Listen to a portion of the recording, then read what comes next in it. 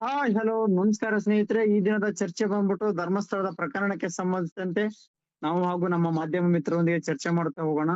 ಸದ್ಯದ ಬೆಳವಣಿಗೆ ಪ್ರಕಾರವಾಗಿ ಧರ್ಮಸ್ಥಳ ಕುರಿತಂತೆ, ಧರ್ಮಸ್ಥಳದ ಒಂದು ದೇವಸ್ಥಾನ ಹಾಗೆ ಅಲ್ಲಿನ ಧರ್ಮಾಧಿಕಾರಿಗಳ ಕುರಿತಂತೆ ಯಾವುದೇ ರೀತಿಯ ಅವಹೇಳನಕಾರಿ ಹೇಳಿಕೆಗಳು ಕೊಡುವುದಾಗಿ, ಹಾಗೆ ಧರ್ಮಸ್ಥಳದ ಹೆಸರಿಗೆ ಒಂದು ರೀತಿಯ ಮಸಿ ಬೆಳೆಯುವಂತ ಕೆಲಸವನ್ನು ಯಾರು ಸಹ ಮಾಡಬಾರ್ದು ಅನ್ನೋ ಕುರಿತಂತೆ ಬಿಜೆಪಿ ಆಗಿರ್ಬೋದು ಹಾಗೆ ರಾಷ್ಟ್ರೀಯ ನಾಯಕರು ಸಹ ಒಂದೊಂದು ತಮ್ಮ ಒಂದು ಹೇಳಿಕೆಯನ್ನು ನೀಡ್ತಾ ಇದ್ದಾರೆ. ಈ ಕುರಿತಂತೆ ಹೇಳ್ಬೇಕಂದ್ರೆ ನಮ್ಮ ಮಾಧ್ಯಮ ಮಿತ್ರರು ಸಹ ಈ ಕುರಿತಂತೆ ಈಗ ಸುದೀರ್ಘವಾದ ಚರ್ಚೆ ಮಾಡಲಿದ್ದಾರೆ. ಹಲೋ ಸರ್, ನಮಸ್ತೆ. ನಮಸ್ಕಾರ ಅನಿಲ್. ಸರ್, ಈ ಒಂದು ಹೇಳಿಕೆಗಳಿಗೆ ಸಂಬಂಧಿಸಿದಂತೆ ಬಿಜೆಪಿಯು ಸಹ ಈಗ ಪ್ರತಿಕ್ರಿಯೆ ನೀಡ್ತಾ ಇದೆ. SIT ತನಿಖೆಯನ್ನ ನಡೆಸಲು ಆರಂಭಿಸಿದ ನಂತರ ಧರ್ಮಸ್ಥಳದಲ್ಲಿ ಬಿಜೆಪಿ ನಾಯಕರ ನಡೆ ಬಹಳ ಗೌಪ್ಯವಾಗಿತ್ತು. ಅಲ್ಲಿ ಆಗು ಹೋಗುಗಳನ್ನ ಗಮನಿಸಿಕೊಂಡೇ ಅವರು ಅಖಾಡಕ್ಕಿಳಿಯುವಂತ ಒಂದು ಪ್ರಯತ್ನ ಮಾಡ್ತಾರೆ ಅನ್ಕೊಂಡಿದ್ವಿ. ಖಂಡಿತವಾಗ್ಲೂ ಅದೇ ರೀತಿಯಾಗಿ ಮಾಡಿದ್ದಾರೆ. ಮೊದಲು ಜನ ಬೆಂಬಲ ಯಾವ ರೀತಿ ಇತ್ತು ಆ ಸಂದರ್ಭದಲ್ಲಿ ಅವ್ರು ತಟಸ್ಥವಾಗಿದ್ರು. ಅದಾದ ನಂತರ ಅವರ ನಿಲುವು ಸ್ಪಷ್ಟವಾಗಿದೆ. ಏನಂತಂದ್ರೆ ಅಲ್ಲಿ ಧರ್ಮಸ್ಥಳದ ಕುರಿತಾಗಿ ಯಾವುದೇ ರೀತಿಯಾದಂತ ಅವಹೇಳನಕಾರಿ ಹೇಳಿಕೆ ನೀಡತಕ್ಕಂಥವ್ರು ಮತ್ತು ವಿಡಿಯೋವನ್ನ ಬಿತ್ತರಿಸಿದವರ ವಿರುದ್ಧ ಕ್ರಮ ಆಗಬೇಕು ಅನ್ನೋದು ಅವರ ಹೇಳಿಕೆಯಾಗಿದೆ. ಮತ್ತೆ ಅದೇ ರೀತಿಯಾಗಿ ಅವರು ಜಾಥಾ ಹೊರಡುವ ಒಂದು ವಿಶ್ವಾಸವನ್ನು ವ್ಯಕ್ತಪಡಿಸಿದ್ದಾರೆ. SR ವಿಶ್ವನಾಥ್ ಅವರು ಈ ಜಾಥಾ ಹೊರಡುವ ಕಾರ್ಯಕ್ರಮದ ಕುರಿತಾಗಿ ಒಂದಷ್ಟು ಮಾಹಿತಿಯನ್ನು ಸಹ ನೀಡಿದ್ದಾರೆ.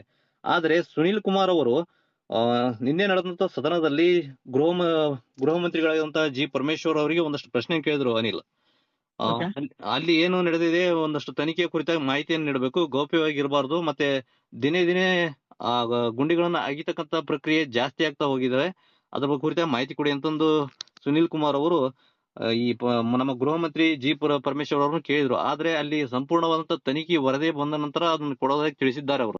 ವಿಜಯ್ ಅವರೇ, ಒಟ್ಟಾರೆಯಾಗಿ ಸದ್ಯದ ಬೆಳವಣಿಗೆಯಲ್ಲಿ ಹಾಗೆ ಸದನದಲ್ಲಿ ಈ ವಿಚಾರವೂ ಸಹ ಚರ್ಚೆ ಆಗ್ತಾ ಇದೆ. ಹಾಗೆ ಯಾವುದೇ ರೀತಿಯಿಂದ ಈ ಅವಹೇಳನಕಾರಿ ಹೇಳಿಕೆ ಕೊಡ್ತಕ್ಕಂಥದ್ದು ಧರ್ಮಸ್ಥಳದಲ್ಲಿ ಕ್ಷೇತ್ರಗಳಿಗೆ, ಯಾಕಂದ್ರೆ ಲಕ್ಷಾಂತರ ಭಕ್ತರನ್ನು ಹೊಂದಿದೆ, ಹಾಗೆ ಒಂದು ಅಪಪ್ರಚಾರ ಮಾಡೋದ್ರಿಂದ ಈ ಕ್ಷೇತ್ರಕ್ಕೂ ಸಹ ಒಂದು ದೊಡ್ಡ ಮಟ್ಟ ಹೊಡ್ತಾ ಬೀಳ್ತದೆ. ಯಾಕಂದ್ರೆ SIT ತನಿಖೆ ಆಗೋದ್ವರೆಗೂ ಯಾವುದೇ ರೀತಿಯಾಗಿ ಯಾರು ಸಹ ತಪ್ಪಿತಸ್ಥರಂತೇಳಿ ಯಾವುದೇ ರೀತಿಯೂ ಸಹ ಈಗಲೇ ತೀರ್ಮಾನ ಮಾಡ್ಲಿಕ್ಕೆ ಸಾಧ್ಯ ಇಲ್ಲ.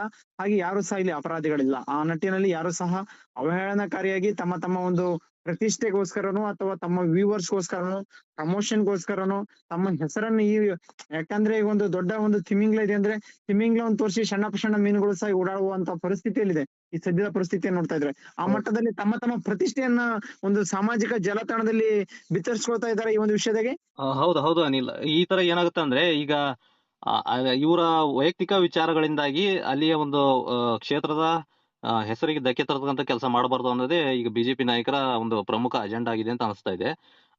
ಈಗ ನೋಡ್ತಾ ಹೋದ್ರೆ ಏನಾಗಿದೆ ಅಂದ್ರೆ, ಇವಾಗ ಒಂದು ಕ್ಷೇತ್ರವನ್ನು ಸ್ಥಾಪನೆ, ಈಗ ಒಟ್ಟಾರೆ ಹೇಳ್ಬೇಕಂದ್ರೆ ಈ ಒಂದು ಕ್ಷೇತ್ರ ಈ ವ್ಯವಸ್ಥೆಗೆ ಬರ್ಲಿಕ್ಕಂದ್ರೆ ಎಷ್ಟೋ ದಶಕಗಳ ಒಂದು ಅವರ ಒಂದು ಪ್ರತಿಷ್ಠೆ ಅಥವಾ ಒಂದು ರೀತಿಯ ಅದರ ಹಿಂದೆ ಪರಿಶ್ರಮ ಹಾಗೆ ಅಲ್ಲಿನ ಒಂದು ಭಕ್ತಿ ಈ ಮಟ್ಟಕ್ಕೆ ತರ್ಲಿಕ್ಕಿದೆ. ಈಗ ಒಂದು ಸಾಮಾನ್ಯವಾಗಿ ಇಂತ ಒಂದು ನಾವು ಯಾರೋ ಹೋಗ್ಬಿಟ್ಟು ಅದಕ್ಕೆ ಒಂದು ಮಸಿ ಬರೆದ್ಬಿಟ್ಟು ಬರೋದು ಬಹಳ ನಿಮಿಷದ ಕೆಲಸ. ಬಟ್ ಅದನ್ನ ಮುಂದುವರ್ಸ್ಕೊಂಡು ಹೋಗಿದ್ದು ಹಾಗೆ ಹಿಂದಿಂದ ಬಂದಂತ ಒಂದು ಪ್ರತೀತಿಯನ್ನು ನೋಡ್ತಾ ಇದ್ರೆ ಅದ್ರ ಬಗ್ಗೆ ನಾವು ಆದಷ್ಟು ಒಂದು ಯಾವುದೇ ಒಂದು ಹೇಳಿಕೆಯನ್ನು ಕೊಡ್ಲಿಕ್ಕಾದ್ರೂ ಸಹ ಸಾವಿರ ಸರಿ ಯೋಚನೆ ಮಾಡ್ಬೇಕಾಗುತ್ತೆ ಅನ್ಸುತ್ತೆ.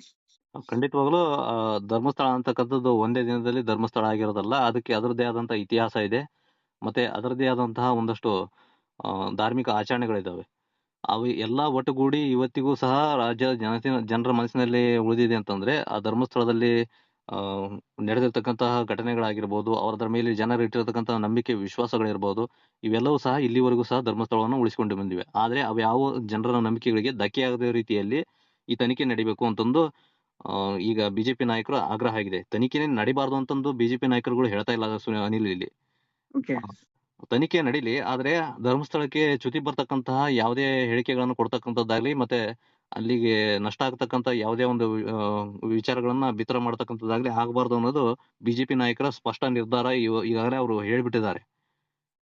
ಆದ್ರೆ ನಾವು ಇಲ್ಲಿ ಹಿಂದೂ ಧರ್ಮದ ಪರವಾಗಿ ಅಥವಾ ಬೇರೆ ಯಾವ್ದೋ ಧರ್ಮದ ಪರವಾಗಿ ಅಂತ ಮಾತಾಡ್ತಾ ಹೋಗೋದು ತಪ್ಪಾಗುತ್ತೆ. ಅಲ್ಲಿ ಬಿಜೆಪಿ ನಾಯಕರು ಸಮ್ಮತ ಇರತಕ್ಕಂಥದ್ದು SIT ಪಾರದರ್ಶಕವಾಗಿ ಒಂದು ತನಿಖೆ ನಡಲಿ ಅಂತಂದ್ರೆ ಅವ್ರ ಸಮ್ಮತ ಇದೆ. ಕೆಲವು ಕಾಂಗ್ರೆಸ್ ನಾಯಕರು ಸಹ ಅದಕ್ಕೆ ಇದು ಮಾಡಿದ್ದಾರೆ. ಏನಂತಂದ್ರೆ ಬೇಳೂರು ಗೋಪಾಲಕೃಷ್ಣ ಅವರಾಗಿರ್ಬೋದು, ಅಲ್ಲಿ ಚ್ಯುತಿ ತರಬಾರ್ದು ಅಂತಕ್ಕಂಥ ವಿಚಾರವನ್ನು ಅವರು ಪದೇ ಎತ್ತಾ ಹೋಗಿದ್ದಾರೆ.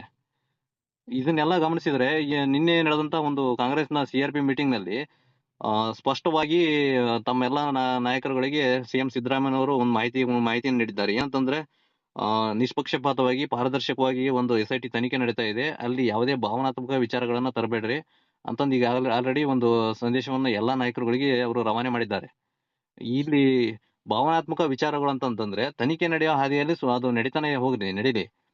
ಅಲ್ಲಿ ಈ ನಡೀತಕ್ಕಂಥ ಸಂದರ್ಭದಲ್ಲಿ ಅದಕ್ಕೆ ಅಡ್ಡಿ ವ್ಯಕ್ತಪಡಿಸ್ತಕ್ಕಂಥ ಕೆಲಸಗಳು ಮಾಡಬೇಡ್ರಿ ಅಂತ ಹೇಳಿದ್ದಾರೆ.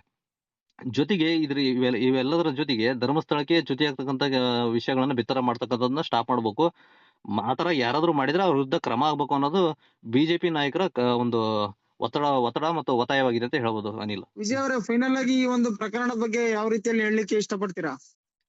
ಅನಿಲ್, ಇಲ್ಲಿ ಎಲ್ಲಾ ಯೂಟ್ಯೂಬರ್ಸ್ ಆಗಿರ್ಬೋದು ಅಥವಾ ಸಾಮಾಜಿಕ ಜಾಲತಾಣ ಯೂಸ್ ಮಾಡ್ತಕ್ಕಂಥವ್ರು ಯಾರೇ ಆಗಿರ್ಬೋದು ಅಥವಾ ಅಲ್ಲಿ ವಿಷಯಗಳನ್ನ ಬಿತ್ತರಿಸುವಾಗ ಅಲ್ಲಿ ಯಾವುದೇ ಒಂದು ಹೇಳಿಕೆಯನ್ನು ಕೊಡುವಾಗ ಬಹಳ ಎಚ್ಚರಿಕೆಯಿಂದ ಹೇಳಿಕೆಗಳನ್ನ ಕೊಡಬೇಕಾಗುತ್ತೆ. ಧರ್ಮಸ್ಥಳ ಅಂತಕ್ಕಂಥ ಒಂದು ಪವಿತ್ರ ಕ್ಷೇತ್ರ ಇರುವಾಗ ಅದಕ್ಕೆ ಯಾವುದೇ ರೀತಿಯಾದಂತಹ ಚ್ಯುತಿ ಬರ್ತಕ್ಕಂಥ ಕೆಲಸಗಳಲ್ಲಿ ಮತ್ತು ವಿಷಯಗಳನ್ನ ಬಿತ್ತರ ಮಾಡತಕ್ಕಂಥದ್ದು ಸಮ್ಮತವಲ್ಲ. ಆತರ ಏನಾದ್ರು ಮಾಡಿದ್ರೆ ಖಂಡಿತವಾಗ್ಲೂ ಮುಂದಿನ ದಿನಗಳಲ್ಲಿ ಅವ್ರ ವಿರುದ್ಧ ಕಾನೂನು ಕ್ರಮ ಜರುಗಿಸ್ತಕ್ಕಂಥ ಎಲ್ಲ ಸಾಧ್ಯತೆಗಳಿದೆ. ಸಾಕಷ್ಟು ಎಚ್ಚರಿಕೆಯಿಂದ ಅಲ್ಲಿಯ ವಿಷಯಗಳನ್ನ ಬಿತ್ತರ ಮಾಡಬೇಕಾಗಿ ಬರುತ್ತೆ ಈಗಾಗಲೇ.